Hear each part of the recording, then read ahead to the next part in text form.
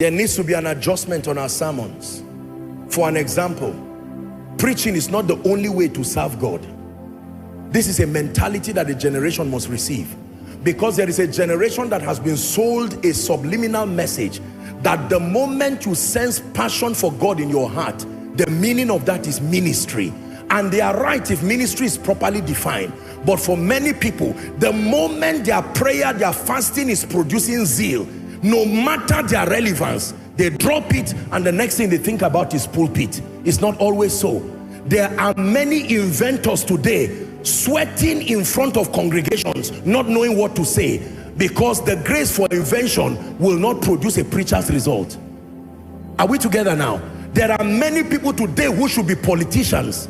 They stand on stage and they cannot preach. They are talking politics with passion, and they are right, but the location is wrong.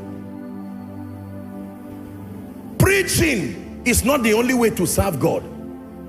No, there are many ways to serve God, and it's our assignment to teach people that the person who serves God as a kingdom financier, and the person who serves God as a judge in the law court, and the person who serves God as a police administering justice, and the person who serves God as a politician, and the person who serves God as a responsible father and mother over children are doing the exact same thing the evangelist is doing. Until we restore respect to other areas of serving God, we will keep exalting preachers beyond proportion and destroying other areas of service in church. So everybody now wants to become a pastor, and there's saturation on the pulpit. Is someone learning? You just see a lady that prays seriously, taking her spiritual life serious.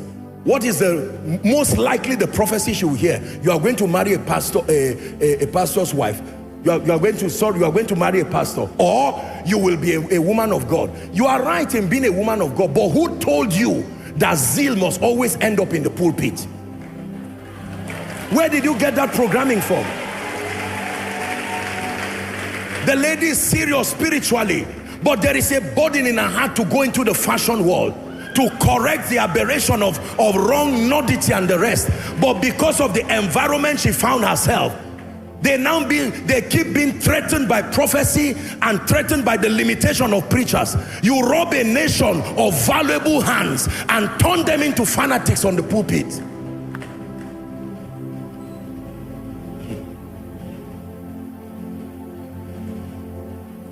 No, it ought not to be so.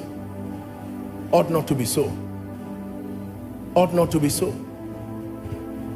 There are only a handful of people who can have access to the pulpit. Let me tell you why there's a lot of fight and jealousy among pastors. Because not everybody should be there. But we have trained everybody that the way you express your zeal is to be there. There's a long queue now. The guy has been waiting. He's been praying and he's been fasting for a long time. What do I do with my zeal? They say remain an usher like that for 10 years. The guy say you are stupid. I'll go and start my ministry.